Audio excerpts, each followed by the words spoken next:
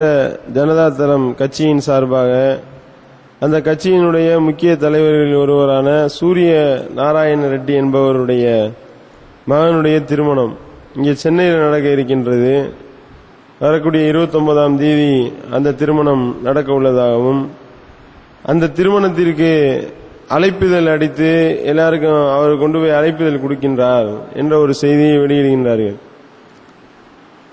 என்னடா இது, பத்திரிகைக்கு கல்யாணத்துக்கு பத்திரிகை அடிச்சு கொண்டு போய் கொடுக்கிறது ஒரு சாதாரண விஷயம் தானே, இதுக்கு ஒரு இவ்வளவு பெரிய விஷயமாக பத்திரிகைகளை வெளியிடுகின்றார்கள் என்று நாம பார்த்தோமே. ஆனால் அந்த அடிக்கப்பட்ட பத்திரிகை இருக்கா இல்லையா, அந்த பத்திரிகையினுடைய மதிப்பு ஒரு பத்திரிகை வெறும் 15,000 ரூபாய் மட்டும்தான். 15,000 ரூபாய்க்கு ஒரு திருமண பத்திரிகை. அந்த பத்திரிகையை அடிச்சு இவர் இஷ்யூ பண்ணிட்டு இருக்காரு. இவர் மதச்சார்பற்ற ஜனதாதளத்தினுடைய ஒரு முக்கியமான தலைவர், அதோடு மட்டுமல்லாமல் சுரங்க அதிபராக இருக்கிறார் என்று சொல்லக்கூடிய செய்தியை நாம பார்க்கின்றோம். இதுக்கு முன்னாடி 12,000 ரூபாய்க்கு ஷில்பா செட்டி கல்யாணத்துக்கு அடிச்சாங்க. இப்ப அவர் அதை தூக்கி சாப்பிடுற அளவுக்கு 15,000 ரூபாய்க்கு அடிச்சிருக்காரு என்று சொல்லக்கூடிய ஒரு சூழ்நிலையை பார்க்கின்றோம். அப்ப இந்த திருமணம் என்பதை எந்த அளவிற்கு கொண்டு போகின்றார்கள் என்பதற்கு இது ஒரு சான்றாக இருக்கின்றது. இது அல்லாம கொஞ்சம் வெரைட்டி கம்மியானது 7,500 ரூபாய்க்கு ஒரு பத்திரிக்கை, அப்புறம் 450 ரூபாய்க்கு ஒரு பத்திரிக்கை, மொத்தம் 3 வெரைட்டியா அவர் அடிச்சிருக்காரு அப்படின்னு செய்திகளை பார்க்கின்றோம். இந்த செய்தி ஒரு பக்கம். இன்னொரு பக்கம் பாத்தீங்கன்னா, கருணாநிதி ஒரு கல்யாணத்தை நடத்தி வைக்கிறாரு. நடத்தி வைக்கும் பொழுது அவர் தன்னுடைய மலரும் நினைவுகளை எல்லாம் சொல்றாரு. இந்த மாதிரி சுயமரியாதை கல்யாணம் இப்ப நான் நடத்தி வைக்கிறேன், என்னுடைய கல்யாணம் சுயமரியாதையின் அடிப்படையில் நடத்தணும்னு சொல்லி நான் முடிவெடுத்து நான் ஒரு பொண்ணை விரும்பினேன். அவர் போயிட்டாரு, 1944 போயிட்டாரு. நான் ஒரு பொண்ணை லவ் பண்ணேன். நான் லவ் பண்ண பொண்ணையே நான் கல்யாணம் பண்றதுக்காக போய் பொண்ணு கேட்டேன். சுயமரியாதை அடிப்படையில் தான் கல்யாணம் பண்ணணும்னு நான் சொன்னேன். ஆனா பொண்ணு தர மாட்டேன்ட்டாங்க. அதனால என்னுடைய லவ் ஃபெயிலியரா போச்சு.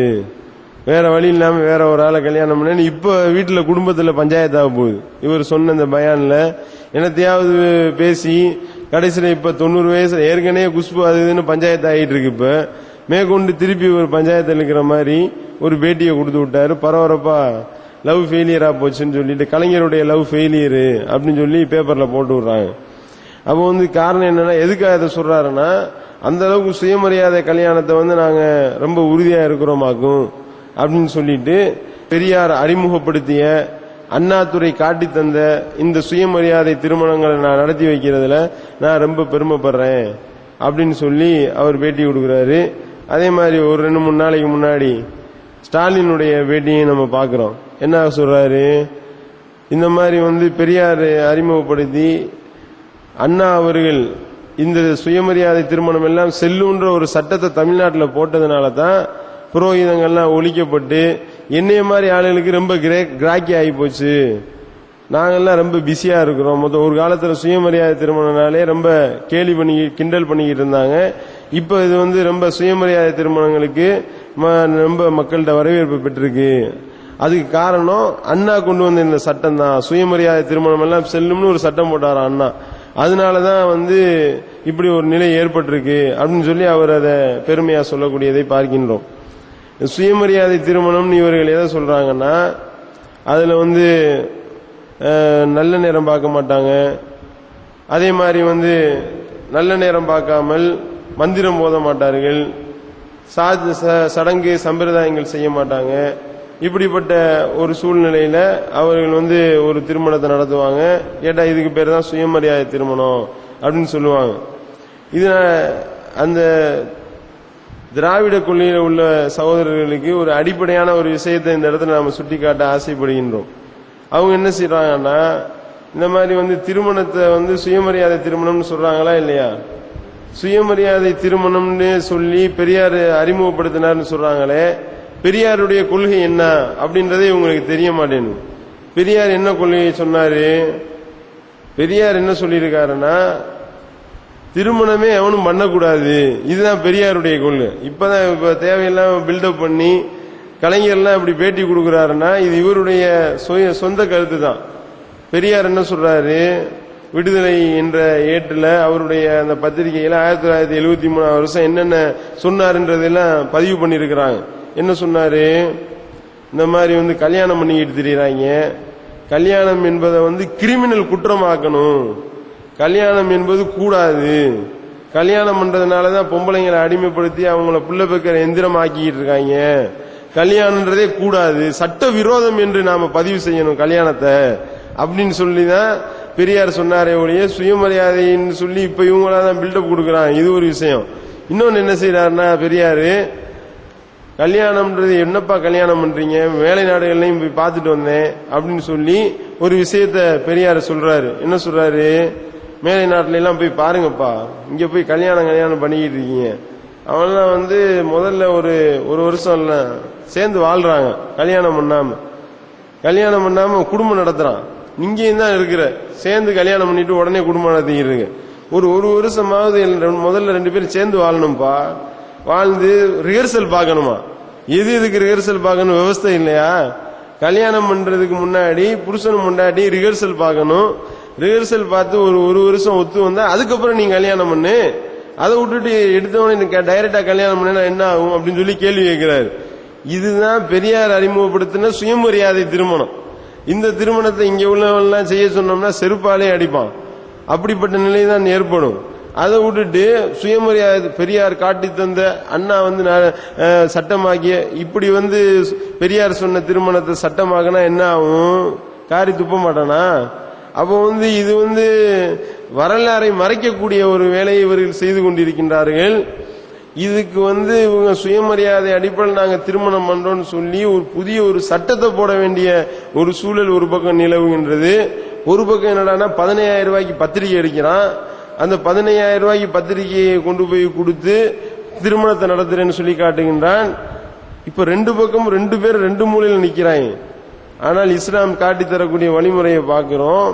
நபிகள் நாயகம் ஸல்லல்லாஹு அலைஹி வஸல்லம் அவர்கள் அனைத்து விஷயங்களுக்கும் முன்மாதிரியாக திகழக்கூடிய நம்முடைய தலைவர் எப்படி இந்த திருமணத்தை நடத்த வேண்டும் என்று காட்டி தந்த வழிமுறையை பார்க்கிறோம். சுப்ஹானல்லாஹ். இப்ப இவங்க புது சட்டம்லாம் போட்டு கொண்டு வர்றானே, அதையெல்லாம் 1400 வருஷத்துக்கு முன்னாடி அடிச்சு தகர்த்து நொறுக்கிட்டாங்க. ரசூல் ஸல்லல்லாஹு அலைஹி வஸல்லம் காட்டி தந்த அந்த திருமண வழிமுறையில மந்திரங்கள் கிடையாது, புரோகிதம் கிடையாது. இன்னும் சொல்ல போனா பெண்ணுக்கு நீ மகர் கொடுத்து திருமணம் பண்ணுன்னு சொல்லி திருமணத்தை அறிமுகப்படுத்திய ஒரே தலைவர் அல்லாஹ்வுடைய தூதர் மட்டும்தான். ஆத்து நிசா சதுக்காத்திஹின்னனியாலா, நீங்கள் உங்களுடைய அந்த மணப்பெண்களுக்கு மனம் முடிக்கக்கூடியவர்களுக்கு மனக்கொடைகளை மனமுவந்து கொடுங்கள், ஒரு பொறுக்குவியலே நீங்க கொடுத்தாலும் அதை திரும்ப வாங்கக்கூடாது என்று அல்லாஹ் தன்னுடைய திருமறையில சொல்லி காட்டுகின்றான். அந்த அளவிற்கு பொருளாதாரத்தை கொடுத்து பெண்ணை திருமணம் முடி என்று சொல்லி, எந்த அளவிற்கு என்றால் ரசூல் ஸல்லல்லாஹு அலைஹி வஸல்லம் அவர்கள் தான் ஒவ்வொரு மூமினுக்கும் தங்களுடைய உயிரை விட மேலானவர் என்று அல்லாஹ் சொல்லி காட்டுகின்றான். நபியு அவுலா பில் முஃமினீன மின் அன்ஃபுஸிஹிம், உங்களுடைய உயிரை விட இவர் மேலானவராக இருக்கின்றார்.